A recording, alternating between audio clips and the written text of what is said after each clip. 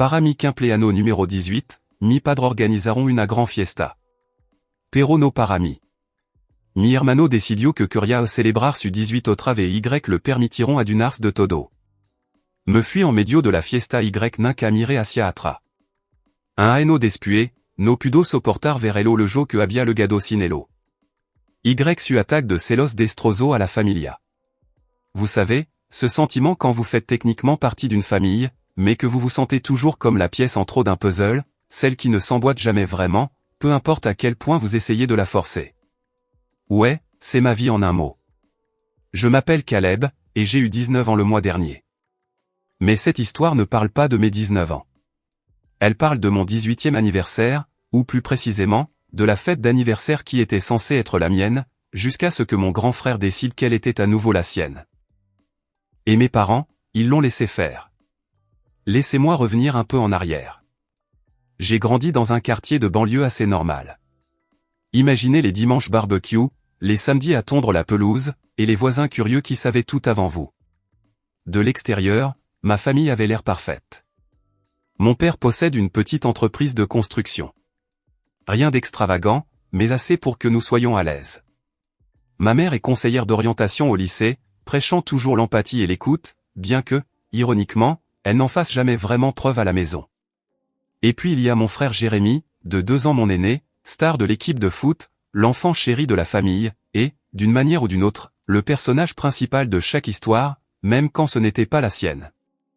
Depuis notre enfance, Jérémy a tout eu en premier, et même plus. Premier vélo, premier téléphone, première voiture. Cette partie est compréhensible, je suppose.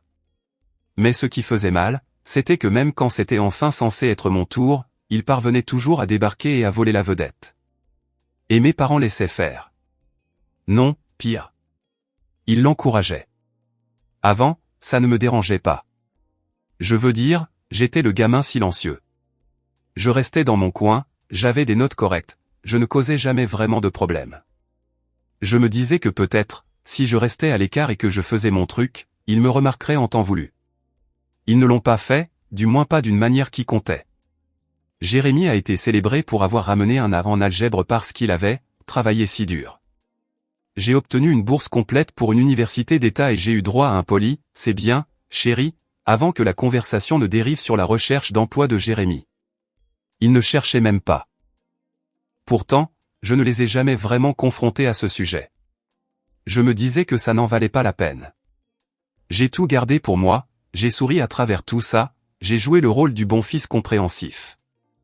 Mais parfois, ce n'est pas un seul moment qui vous brise. C'est la lente accumulation de petites coupures, et mon 18e anniversaire. Ce fut la dernière entaille, celle qui a finalement tout fait saigner. Tout a commencé assez innocemment. Quelques mois avant mon anniversaire, maman m'a demandé si j'avais des idées sur la façon dont je voulais le célébrer. Rien de sophistiqué. J'ai dit que peut-être une fête dans le jardin, quelques amis, de la musique, un feu de camp, quelque chose de tranquille. Elle semblait en fait enthousiaste. Elle a dit que c'était une étape importante, qu'elle voulait que ce soit spécial. Je me souviens exactement de cette phrase, parce qu'elle l'a dite comme si ça signifiait quelque chose. J'ai commencé à l'aider à planifier. Nous avons fait des listes, qui inviter, quel type de nourriture commander, nous avons même parlé d'installer ces guirlandes lumineuses que nous ne sortions que pour le 4 juillet. C'était agréable, comme si, pour une fois, quelque chose me concernait. Je ne demandais pas une parade ou quoi que ce soit. Je voulais juste sentir que je comptais. Et puis, Jérémy est rentré pour les vacances de printemps. Il était censé être à l'université, mais il a abandonné après un semestre. Il a dit que ce n'était pas pour lui. Mes parents ont à peine scié. Ils ont dit qu'ils étaient fiers de lui d'avoir compris ce qu'il ne voulait pas. Comme si c'était une sorte d'accomplissement.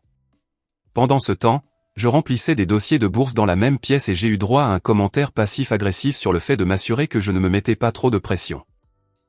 Bref, Jérémy est revenu et, immédiatement, toute la maison a de nouveau tourné autour de lui.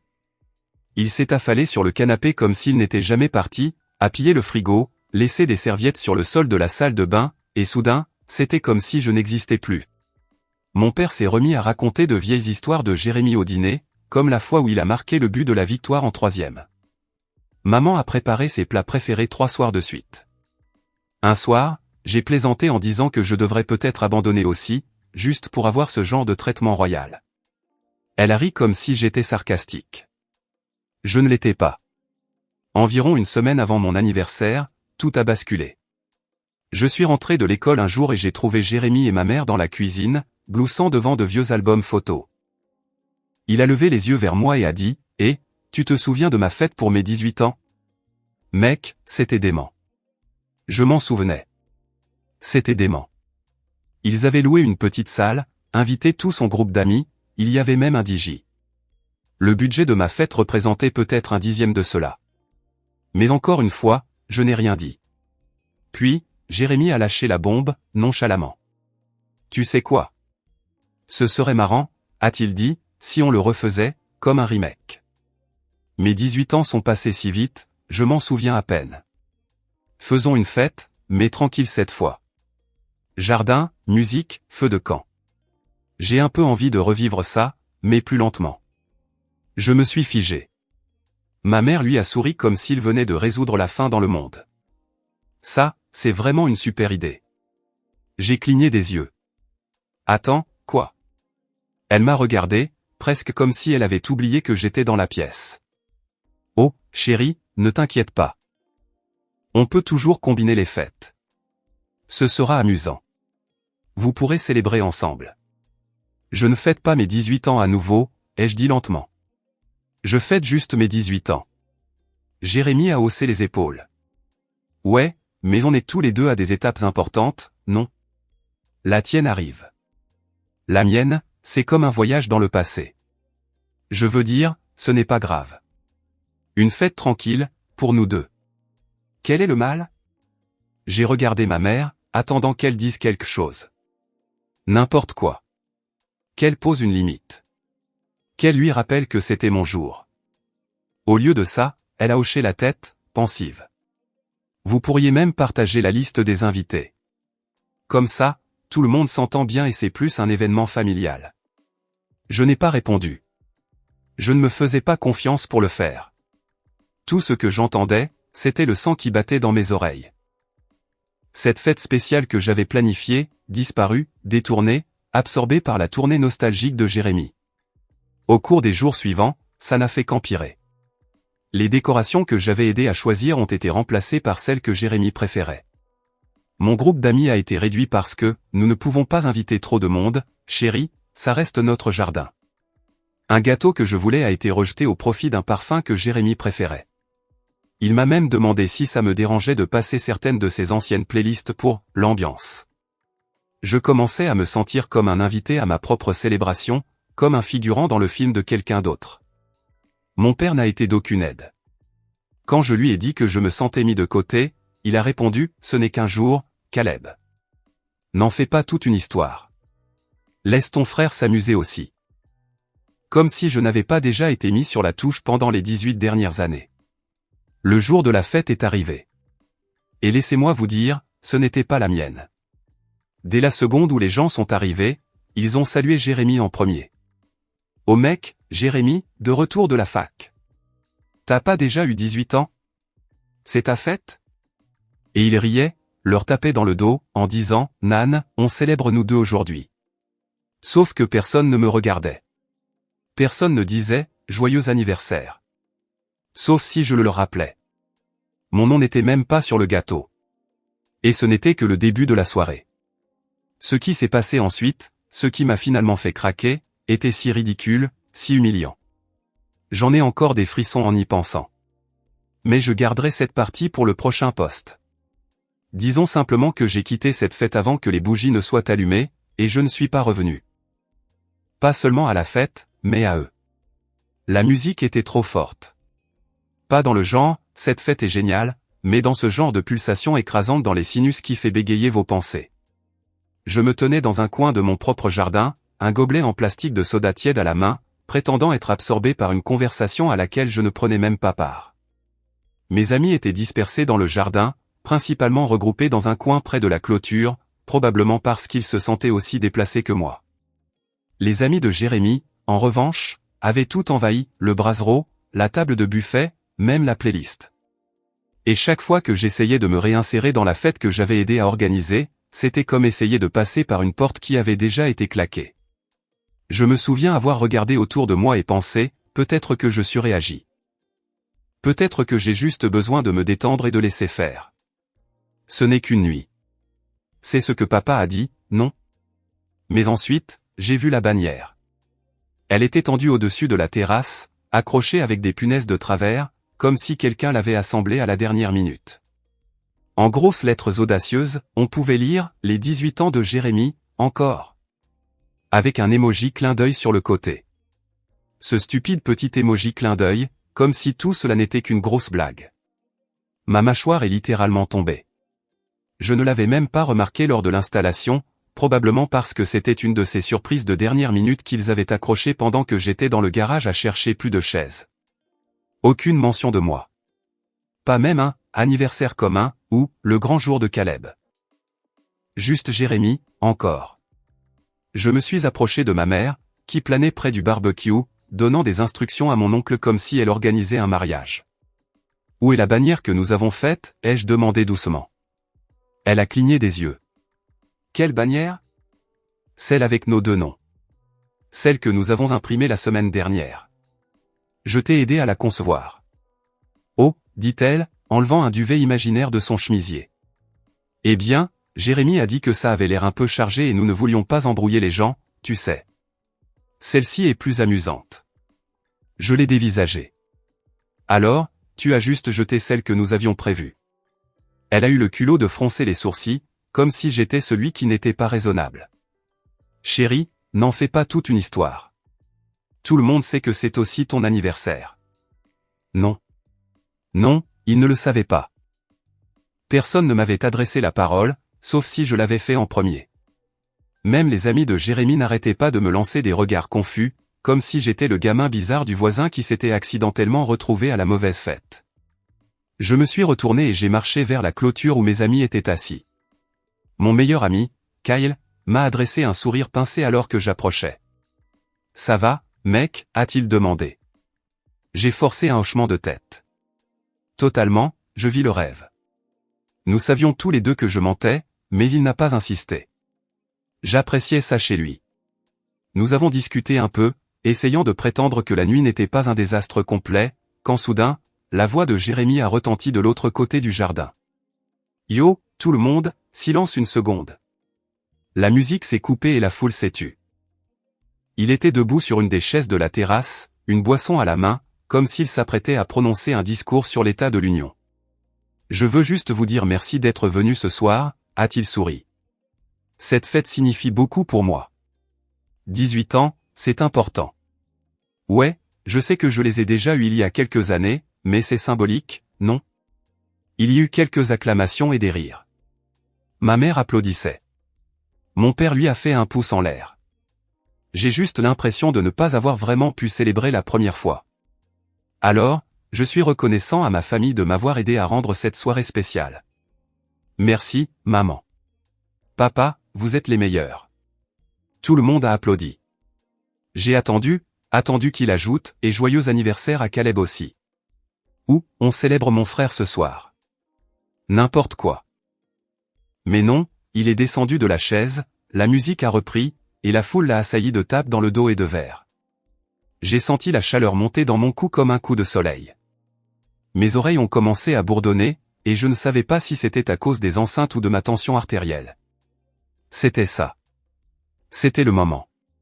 Le moment où tout s'est éclairci. Il ne m'avait pas oublié. Il s'en fichait, tout simplement.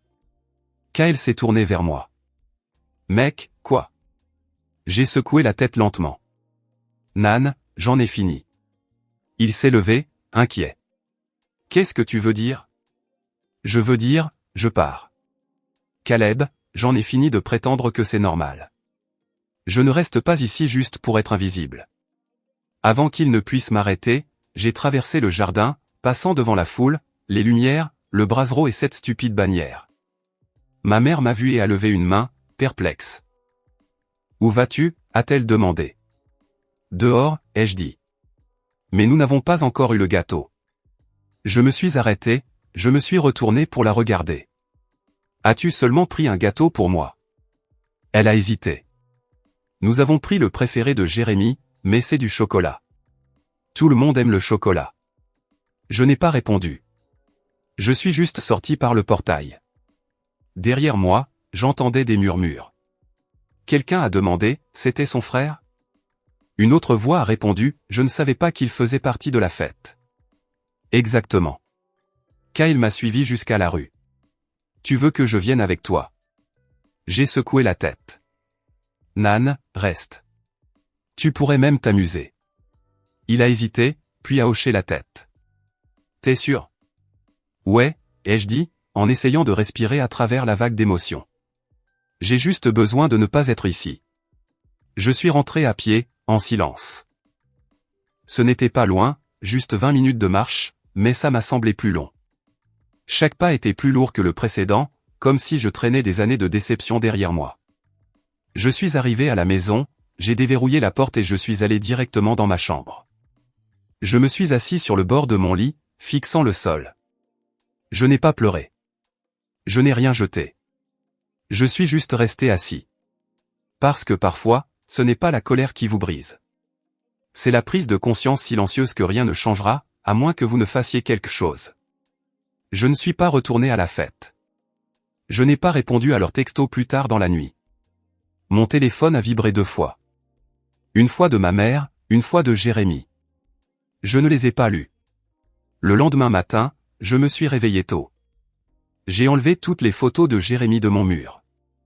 Vieux voyage en famille, anniversaire, sa remise de diplôme. Je les ai mises dans une boîte et je les ai fourrées dans le placard. Puis je suis allé à la cuisine, je me suis préparé le petit déjeuner et j'ai laissé un mot sur le frigo qui disait simplement « Ne vous inquiétez pas ». Je n'ai pas oublié mon anniversaire. Ils ne m'ont rien dit pendant 2 jours. Le 3e jour, maman m'a coincé dans le couloir.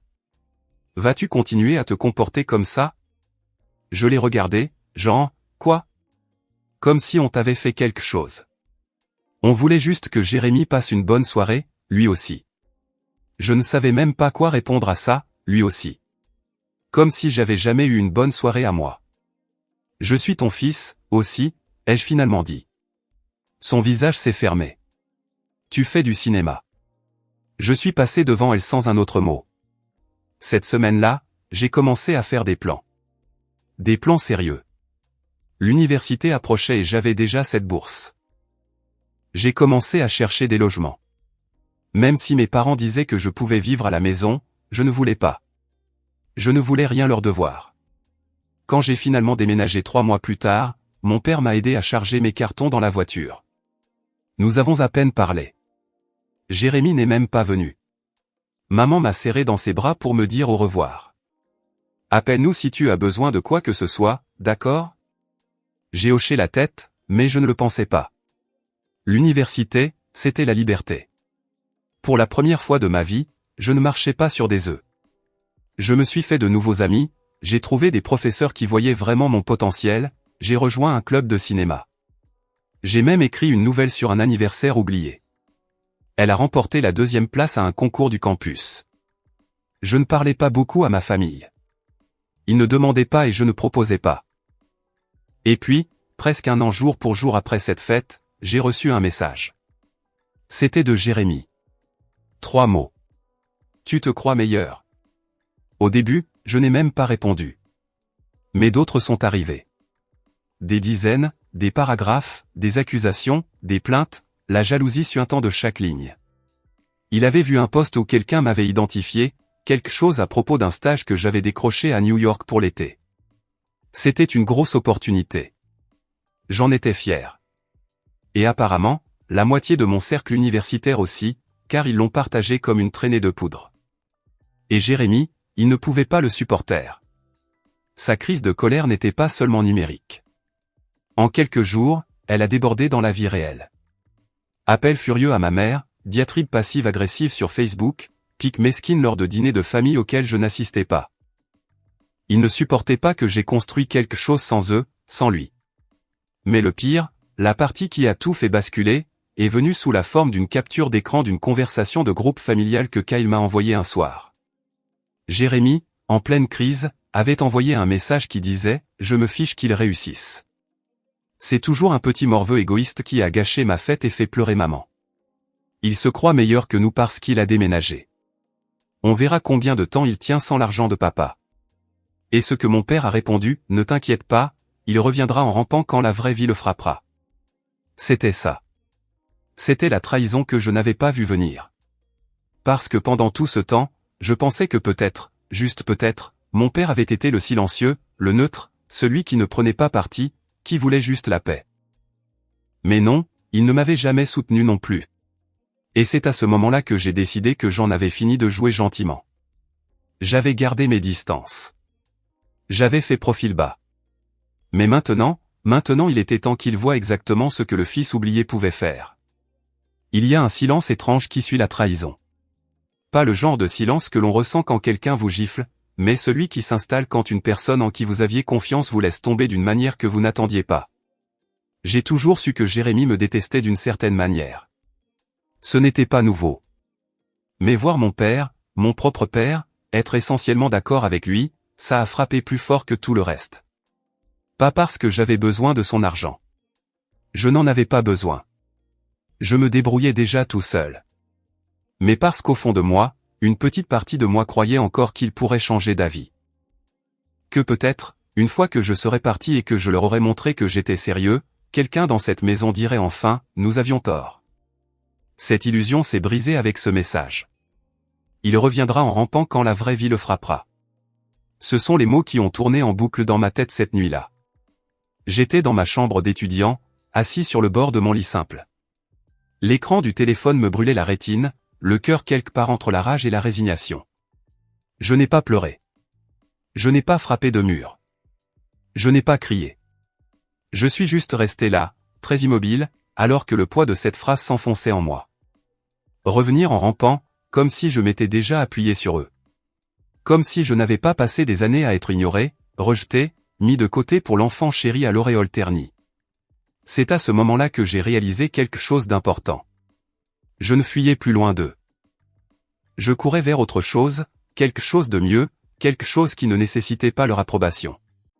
Mais avant de pouvoir grimper, je devais d'abord tomber. Et croyez-moi, je suis tombé. Mon deuxième semestre m'a frappé comme un mur de briques. L'excitation de la liberté s'est vite estompée, et la pression de faire mes preuves s'est installée durement. Entre les cours, mon job à temps partiel dans un café étudiant, et les candidatures de stage que je n'arrêtais pas d'envoyer dans le vide, je dormais à peine. Il y avait des nuits où je m'endormais sur mon ordinateur portable, me réveillant avec des marques de clavier sur la joue, et une dissertation à moitié finie clignotant à l'écran. L'argent était rare. Ma bourse couvrait les frais de scolarité et le logement.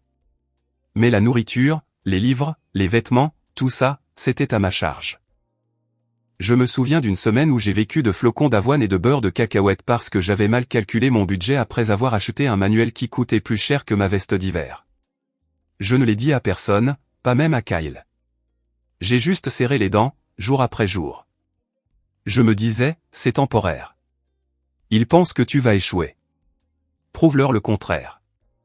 Je prenais le service du matin au café tous les vendredis et dimanches, ce qui signifiait me réveiller à 5h30, marcher dans la neige fondue glaciale juste pour servir du café brûlé à des étudiants en gueule de bois. Certains matins, je me demandais si ça en valait la peine, si je devais juste abandonner et prendre le chemin le plus facile. Rentrer à la maison, les laisser me pardonner, prétendre que rien ne s'était jamais passé. Mais ensuite, je me souvenais de la fête, de cette bannière, de ce gâteau, de ce message de mon père, et je m'accrochais plus fort. Toucher le fond n'a pas été un moment unique pour moi.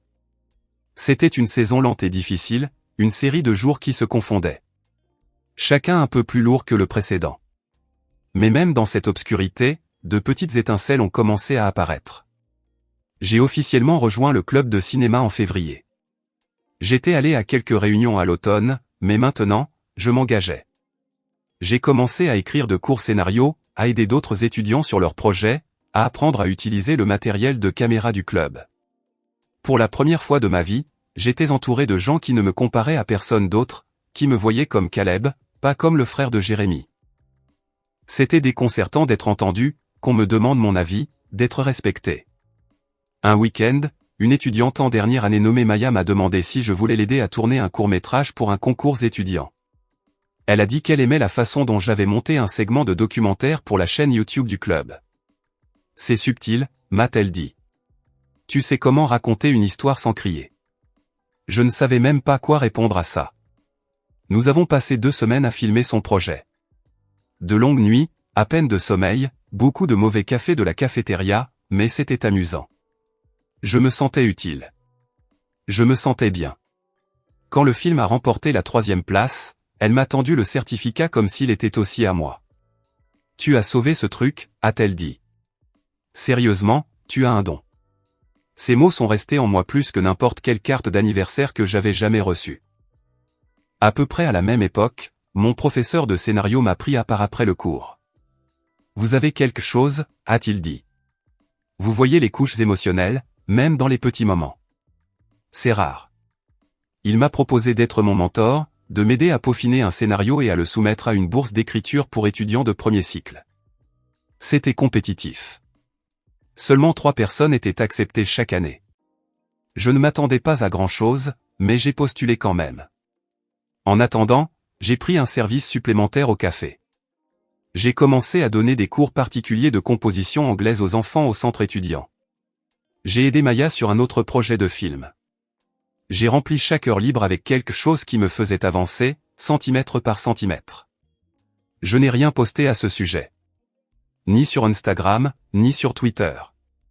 Je n'essayais pas de me vanter ou de frimer. Je n'étais pas encore intéressé à prouver quoi que ce soit. Je voulais juste construire quelque chose de solide, de réel, selon mes propres termes. C'est pourquoi ce fut un tel choc quand l'annonce de mon stage a explosé. Vous voyez, le campus avait ce panneau d'affichage numérique où les étudiants pouvaient partager leur réussite. J'ai posté à propos d'un stage d'été que j'avais décroché dans un studio de production de taille moyenne à Manhattan. Pas un grand nom, mais respecté dans les cercles du cinéma indépendant. Je ne pensais pas que quiconque en dehors de mon département le remarquerait, mais Maya l'a reposté. Puis le compte du club de cinéma l'a fait.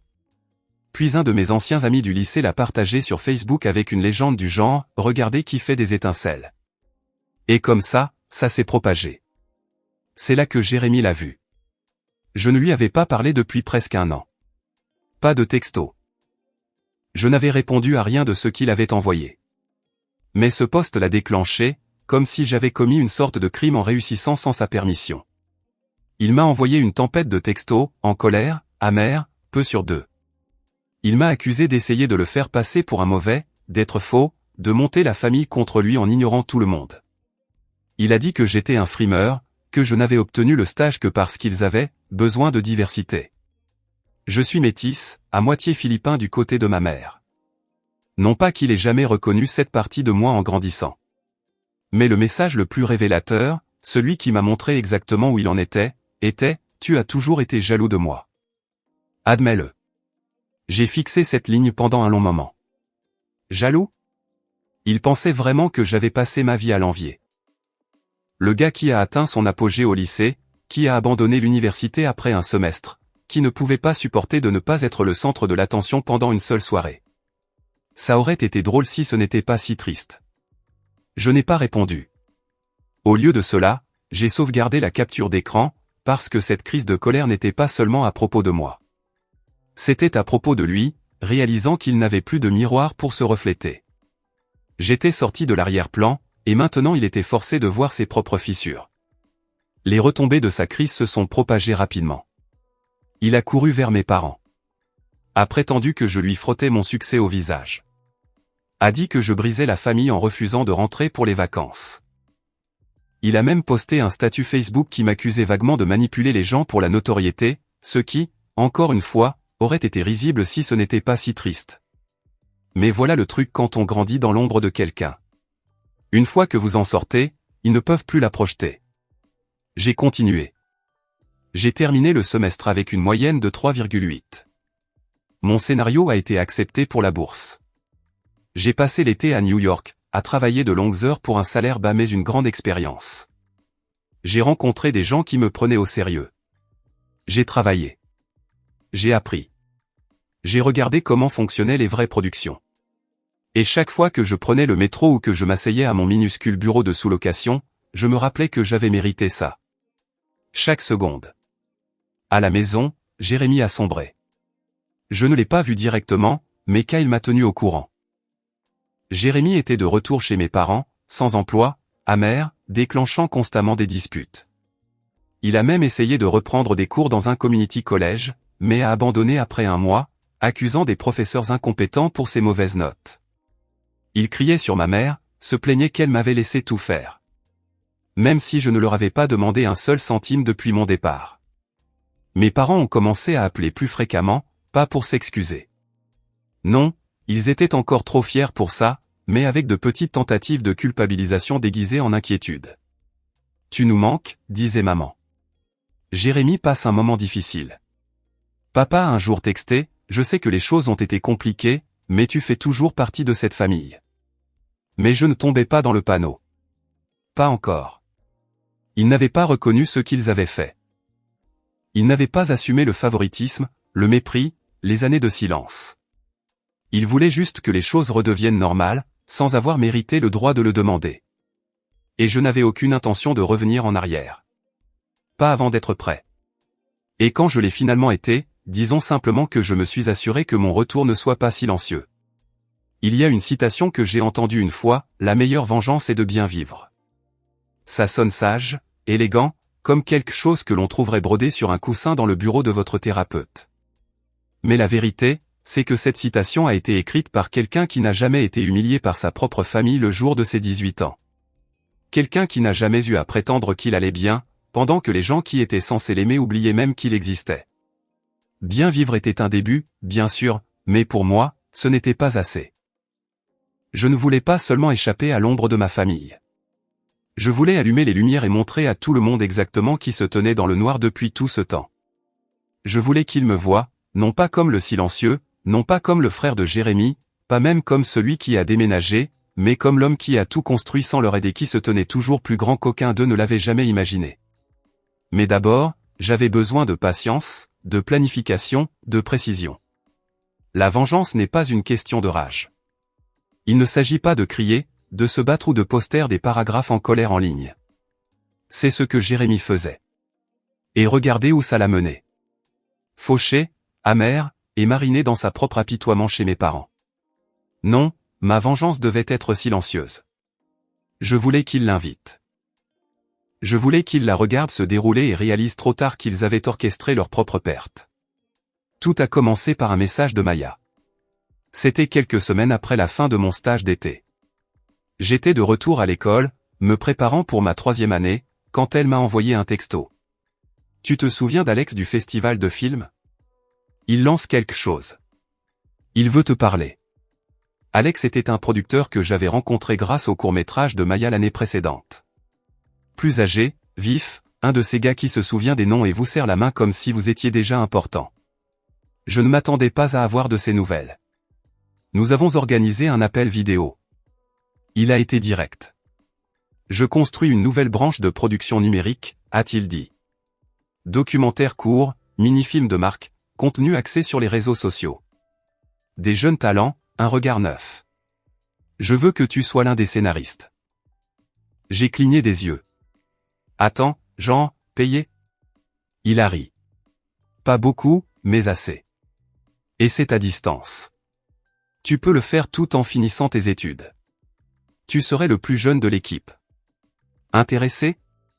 Je n'ai même pas eu besoin de réfléchir. Oui, à 100%. Le travail n'était pas glamour au début. Écrire des scénarios de voix off, rédiger des ébauches pour des histoires humaines de 5 minutes, vérifier les transcriptions d'interviews, mais c'était réel. C'était l'industrie, et je me faisais des contacts. Je continuais à travailler au café le week-end, mais le boulot numérique me donnait de la flexibilité et, plus important encore, de la crédibilité. C'était la première phase. La deuxième phase est arrivée quand l'un des réalisateurs du cercle du studio, un gars nommé Rafi, a apprécié l'un de mes courts scénarios. C'était une pièce calme et introspective sur un étudiant universitaire, éloigné de sa famille, essayant de se construire une vie seule. Je ne lui avais pas dit que c'était essentiellement mon autobiographie. Il a dit, ça a du mordant. Tu as pensé à le réaliser. Je ne l'avais pas fait, pas sérieusement, mais l'idée s'est logée dans mon cerveau comme une allumette attendant d'être craquée. Alors, j'ai commencé à planifier. J'ai passé des semaines à réécrire le scénario, à resserrer les dialogues, à affiner les tournants émotionnels. Je l'ai envoyé à Maya, qui m'a donné des retours honnêtes et brutaux et m'a aidé à le polir pour en faire quelque chose dont j'étais réellement fier. Puis je l'ai soumis au fonds cinématographique du campus. Ils m'ont accordé une subvention de 3000 $. Pas grand-chose en termes de cinéma, mais assez pour commencer. Nous avons commencé à tourner cet automne.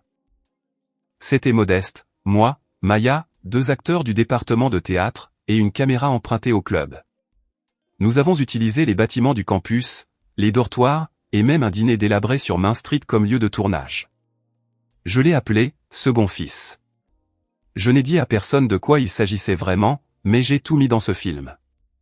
Chaque ressentiment tacite, chaque humiliation silencieuse, chaque moment où j'avais été ignoré, minimisé, mis de côté, tout était là. Dans le scénario, dans les performances, dans l'éclairage froid et la douce musique de piano que j'ai passé 2 nuits à composer sur GarageBand. La dernière scène était juste un gros plan du personnage principal, assis à sa propre fête d'anniversaire, entouré de bruit et de gens, complètement seul.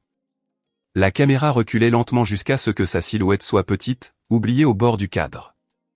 Quand j'ai regardé le montage final, j'ai pleuré. Pas parce que j'étais triste, mais parce que j'avais enfin l'impression que quelqu'un me voyait. Même si ce quelqu'un, c'était moi.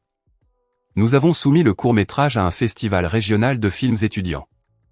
Je ne m'attendais pas à grand-chose. Il y avait de plus grosses productions, des histoires plus tape à accent grave-l'œil, des films avec de vrais budgets et de vraies équipes. Mais, Second Fils a atteint la finale, et puis il a gagné. Meilleur court-métrage, meilleur scénario original. Un professeur d'une autre université est venu me voir après, m'a serré la main et a dit, cette dernière scène, je n'ai pas ressenti quelque chose comme ça depuis des années. Et c'est là que les choses ont commencé à devenir intéressantes. Vous voyez, l'un des juges de ce panel était une ancienne élève de mon lycée. Une femme nommée Leia, qui travaillait maintenant dans le conseil en médias. Elle s'est souvenue de mon nom, non pas à cause de Jérémy, mais parce que j'avais été silencieux et poli dans son cours de journalisme en terminale. Elle m'a contacté après le festival et a dit, ça peut paraître étrange, mais je connais tes parents. Mon estomac s'est noué. Elle a continué, ils vivent toujours à Westwood, n'est-ce pas? Des gens sympas. Ton frère aussi. Je n'ai rien dit. Elle a souri gentiment. Eh bien, si jamais tu veux de l'aide pour obtenir un peu de presse pour le film, des petits journaux locaux, peut-être un article en ligne, je connais quelques personnes. Je l'ai remercié poliment. Puis je suis rentré chez moi et j'ai commencé à réfléchir. Presse, article local, un coup de projecteur à la maison. C'était la 3e phase. Je ne voulais pas la gloire. Je ne voulais pas être une coqueluche des réseaux sociaux, ou une coqueluche du cinéma indépendant, ou n'importe quelle sorte de coqueluche. Je voulais juste une chose. Je voulais que l'histoire dont ils avaient essayé de m'effacer, fasse une boucle et atterrisse directement sur leur paillasson. Alors, j'ai envoyé une copie de « Second Fils » à un petit blog d'art local qui couvre les créateurs du coin. Le rédacteur, un gars nommé Dave, a adoré, a dit que c'était un portrait obsédant et émotionnellement honnête du silence générationnel. Il a publié un article dessus la semaine suivante. Ce n'est pas devenu viral ou quoi que ce soit, mais il a été repris par le groupe Facebook de la ville locale, le même groupe sur lequel ma mère vivait pratiquement. Et soudain, tout le monde à Westwood en parlait. Des parents taguaient d'autres parents. Des professeurs à qui je n'avais pas parlé depuis des années laissaient des commentaires comme « J'ai toujours su que Caleb irait loin ». Certains des parents avec qui Jérémy était copain pendant ses jours de foot l'ont partagé avec des légendes comme « Une œuvre si puissante ». Et de l'un des nôtres. Même la conseillère d'orientation du lycée, qui avait travaillé aux côtés de ma mère, a partagé l'article en écrivant « Un court-métrage incroyable par un ancien élève. Regardez jusqu'à la fin. Ça frappe fort. » Je n'ai pas contacté mes parents. Je n'en ai pas eu besoin, car ils m'ont contacté. Le premier message venait de ma mère. J'ai vu l'article. Tu as fait un film. Pourquoi ne nous l'as-tu pas dit? Puis un autre. Les gens disent que c'est basé sur ta vie. Est-ce vrai? Et puis le coup de grâce. J'ai l'impression que tu nous dépeins comme des méchants. Ce n'est pas juste. Je n'ai pas répondu. Elle a appelé. J'ai laissé sonner. Mon père m'a envoyé un message ensuite. C'est un coup bas. Quels que soient tes problèmes, les étaler en public n'est pas la solution. Jérémy n'a rien dit directement, mais quelqu'un m'a dit qu'il avait posté une story sur Instagram qui disait « Certaines personnes construisent des carrières sur des mensonges. » Félicitations, je suppose. J'ai ri aux éclats quand j'ai vu ça. Ils se tortillaient, et je ne leur avais même rien fait. J'avais juste dit la vérité, encadré dans la fiction, enveloppé de cinématographie et d'accords de piano doux. Et c'est à ce moment-là que j'ai su que j'avais le pouvoir. Ils avaient passé des années à contrôler le récit. Jérémy le Golden Boy, Caleb l'ombre silencieuse, le second fils. Mais maintenant toute la ville me regardait. Et la dernière pièce du puzzle est arrivée lorsque mon université a annoncé son gala exposition annuelle des anciens élèves, organisé dans ma ville natale. Le chef de département m'a contacté, a dit qu'il projetait des œuvres d'étudiants sélectionnées dans le cadre de l'événement. M'a demandé si je voudrais présenter personnellement, second fils, avant la projection. L'événement se tenait au Westwood Community Theatre, à 3 pâtés de maison de la maison de mon enfance. J'ai dit oui. Et puis j'ai réservé 2 billets supplémentaires. Parce que s'il y a une chose que j'ai apprise, c'est que vous n'avez pas besoin de gâcher la fête de quelqu'un d'autre quand vous pouvez en organiser une meilleure vous-même, et leur envoyer une invitation. Il y a une sorte de silence spécifique qui n'existe que dans les théâtres. Il est différent du silence d'une bibliothèque ou d'une église. Il est plus lourd. Il bourdonne. C'est la respiration collective tenue de 100 personnes, toutes concentrées sur la même image, la même histoire. Et cette nuit-là, la nuit où mon court-métrage, Second Fils, a été présenté en première dans ma ville natale, je me tenais au fond du Westwood Community Theatre, regardant une salle entière sombrer dans ce silence. Des rangées de sièges en velours rouge s'étendaient devant moi, remplies d'étrangers, de voisins, de professeurs et d'étudiants. Mais au 5e rang, un peu à gauche du centre, se trouvaient 3 silhouettes très familières. Ma mère, raide dans son blazer d'église. Mon père, les bras croisés fermement sur sa poitrine. Et Jérémy, avachi si loin dans son siège qu'il semblait essayer de disparaître dans le rembourrage. Je ne leur avais pas parlé depuis presque 2 ans. Pas d'appel, pas de visite. Les derniers mots échangés entre nous avaient été des accusations, des dérobades, du silence. Et pourtant, ils étaient là. Ils avaient répondu à l'invitation. Je savais qu'ils le feraient. L'université avait présenté l'événement comme une célébration des talents locaux. Ils avaient mis mon nom dans les dépliants. Ils avaient partagé l'événement en ligne, dès que ma mère l'a vu posté par la présidente de l'association des parents d'élèves, qui avait ajouté une légende disant « Hâte de voir ce que Caleb a fait ». Ça a l'air puissant, je savais qu'elle ne pourrait pas résister. Pas parce que je lui manquais, mais parce qu'elle détestait ne pas savoir ce que les gens chuchotaient. Alors, elle les a traînés là. Probablement en convainquant mon père que c'était une démonstration de soutien et en soudoyant Jérémy avec la promesse d'être vu en public. L'ironie était si épaisse que j'aurais pu m'étouffer avec. Il venait enfin à mon événement, non pas pour le détourner, non pas pour réécrire l'histoire, mais pour s'asseoir dans le noir et regarder la vérité se dérouler, une image à la fois. Les lumières se sont éteintes, l'écran s'est allumé, et puis ma voix a rempli la pièce. J'avais enregistré l'introduction moi-même, un court message au public avant le début du film. Mon visage est apparu à l'écran, plus âgé maintenant, plus calme, plus vif qu'il ne s'en souvenait probablement. Bonjour, je suis Caleb Rennes, ai-je dit. J'ai écrit et réalisé le Second Fils comme un moyen de traiter le silence. Le genre qui s'accumule au fil des ans jusqu'à ce que vous commenciez à croire que votre voix n'a pas d'importance. Cette histoire n'est pas seulement à propos de moi. Elle s'adresse à tous ceux qui ont déjà été amenés à se sentir invisibles dans leur propre famille. J'espère qu'elle vous rappellera d'écouter plus attentivement, surtout les personnes que vous pensez déjà comprendre. Et puis ça a commencé. Le film s'ouvrait sur un plan calme d'une fête d'anniversaire en plein essor. Des rires, de la musique, des verres qui tintent, mais la caméra s'attardait sur une personne, le protagoniste. Assis au bord de la table de la terrasse, à moitié dans le cadre, oublié. Au fur et à mesure que l'histoire se déroulait, les parallèles étaient indéniables. Des scènes de favoritisme, des récits réécrits, de la négligence émotionnelle. Des moments où le protagoniste essayait de parler, pour être balayé par des phrases comme « ne sois pas si sensible » ou « pourquoi ne peux-tu pas simplement être heureux pour ton frère ?» Et puis est venue la scène de l'anniversaire, le coup de grâce final. La caméra a balayé la foule chantant pour la mauvaise personne, les bougies soufflées par quelqu'un d'autre, le protagoniste debout en arrière-plan avec un cupcake à la main, seul. Il y a eu des halètements. Quelques personnes se sont agitées sur leur siège. J'ai jeté un coup d'œil vers le 5e rang. Jérémy regardait droit devant lui, la mâchoire serrée.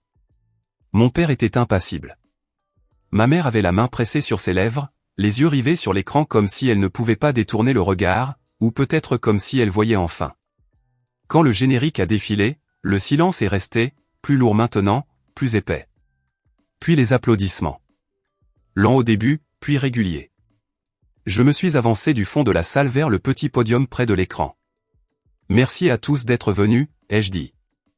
Ma voix était stable, calme, sans venin, sans théâtralité. Cette histoire a été difficile à raconter. Non pas parce que je ne savais pas ce qui s'était passé, mais parce que pendant longtemps, j'ai pensé que peut-être ça n'avait pas d'importance. Je pensais que peut-être la version des événements que je me rappelais n'était pas assez importante pour être dite à voix haute. J'ai regardé directement le 5e rang. Mais le silence a un coût, et parfois les personnes les plus silencieuses portent les vérités les plus bruyantes. Alors ce soir, je voulais honorer ces vérités. Personne n'a applaudi tout de suite. Pas avant que je ne m'éloigne du micro. Mais alors que je descendais l'allée, des dizaines de personnes m'ont tendu la main, m'ont serré la main, m'ont tapé sur l'épaule, ont dit des choses comme « ça m'a touché » ou « je me suis reconnu là-dedans » ou simplement « merci ». Je ne me suis pas retourné pour voir si mes parents ou Jérémy étaient restés. Je n'en avais pas besoin, car à l'extérieur du théâtre, alors que je me tenais sous l'auvent, profitant de l'air frais de la nuit, j'ai entendu mon nom. Caleb. C'était ma mère. Elle s'est approchée de moi, seule. Mon père et Jérémy n'étaient nulle part en vue. Son visage semblait pâle sous la lumière du lampadaire. Pas de gêne, mais de quelque chose de plus lourd. De la culpabilité peut-être, ou la prise de conscience que le fils qu'elle avait ignoré était devenu un homme qu'elle ne reconnaissait pas, c'était beaucoup, a-t-elle dit. Je n'ai rien dit. Elle a baissé les yeux sur ses mains, puis les a relevés. Tu aurais pu nous parler. J'ai haussé un sourcil. J'ai essayé. Vous n'écoutiez tout simplement pas, elle a grimacé, mais elle n'a pas nié. C'est vraiment comme ça que tu te souviens des choses? Oui, ai-je dit, avec la certitude tranchante et inébranlable de quelqu'un qui avait attendu des années qu'on lui pose cette question. Elle a dégluti. Je ne savais pas que ça te faisait si mal. Parce que tu n'as jamais regardé, ai-je répondu. Parce que tu étais trop occupé à t'assurer que Jérémy ait la vie parfaite, même si cela signifiait me laisser disparaître. Elle s'est rapprochée. Tu n'es pas invisible, Caleb. Nous t'aimons. J'ai souri, un sourire petit et triste.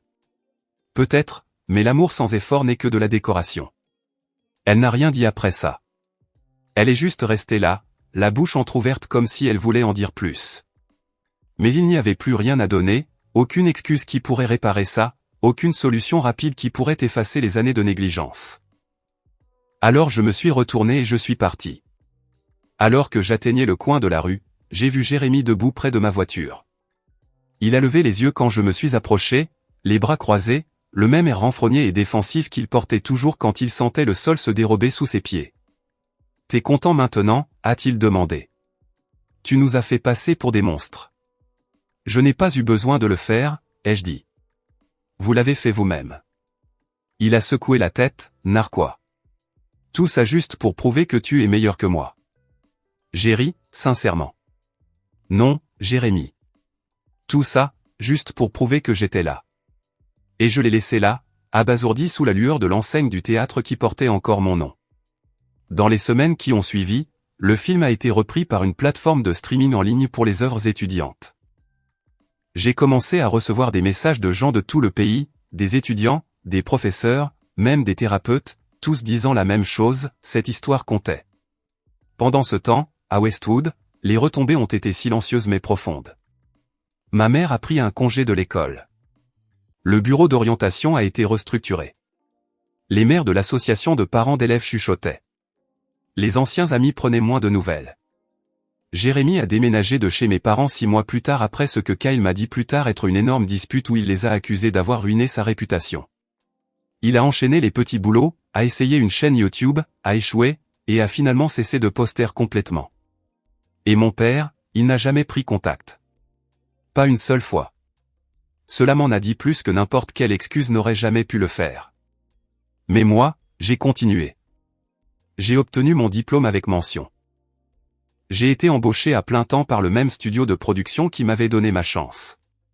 J'ai emménagé dans un petit appartement au plancher qui craque et avec une vue sur la ligne d'horizon qui valait chaque nuit blanche. J'ai continué à écrire, à filmer, à raconter des histoires pour les gens qu'on avait fait se sentir petits. Et chaque année, le jour de mon anniversaire, j'allume une bougie. Non pas parce que j'ai besoin d'un vœu, mais parce que parfois, la plus petite flamme suffit à réduire en cendres tout un faux récit. Ils ont construit leur histoire autour de Jérémie, mais j'ai écrit la fin.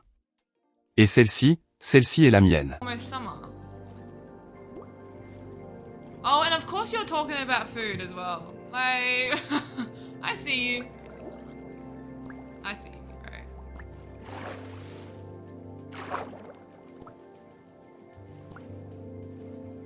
Minus Explorers, which is a medium demon. What, is that like a level? Is that like a level of hardness? See, like, I didn't even know that was in the game. That's how noob I am. Oh my god, wait, I might not be good at games. I've just realized this. You're in Africa? Wait, that's genuinely, like, awesome. Not even as a joke. I don't know why someone would joke about that. Sorry. Like, South Africa? Or, like, North Africa? Or, like, basically just tell me your exact location. Kidding, don't do that. Africa's a cool place. I've always wanted to go to Africa. Like that, genuinely, I've always wanted to go to Africa. Remember when Nightbot called you a barbarian? Yes. You're in North Africa. Is that a barbaric place? I don't actually know my geography. I don't know my geography, sorry. Crap. This music is freaking bussin'. Bussin'. Bussin'. Oh. MF Dookie is the guy from Fortnite? Yeah, he's actually the guy. MF Dookie's actually Eminem. Yeah.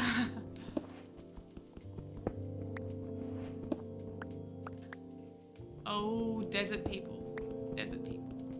Interesting. Or desert people. Dessert is stressed backwards. Okay, yeah.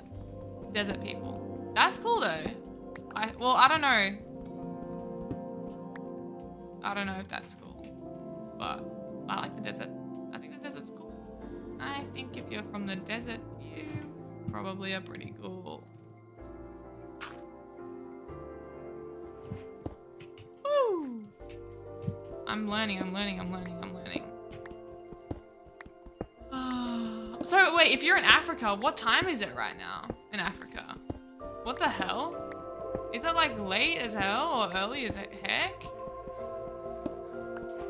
That's called perspective. Is it late as hell or early as heck? Why don't I have a custom skin? Now, okay, this is the real question because I did have a custom skin. And I had a custom name and I had my skin was actually my name and it's not that anymore and it actually is making me sad. I don't know why I'm this person. This is not me. Viewing people's dessert, you're getting more and more influenced by desserts. Damn it!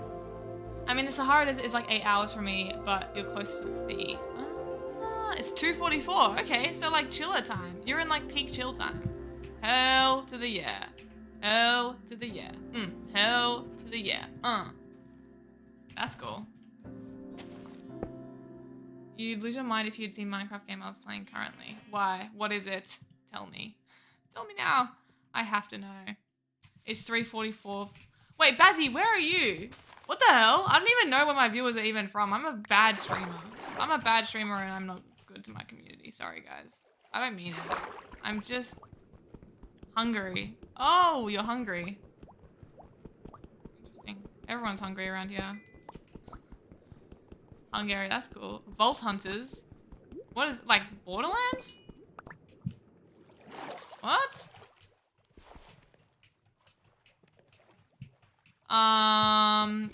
Yes, MF Dookie is literally from the other room.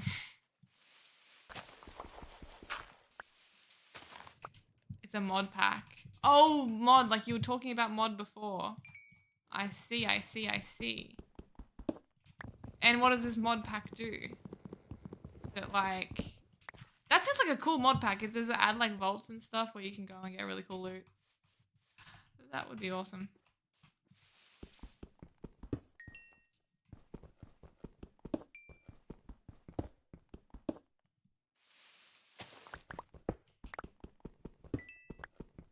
Okay.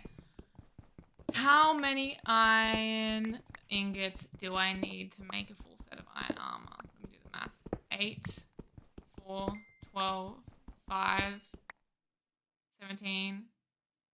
What am I missing? Legs. 7. 21. Okay,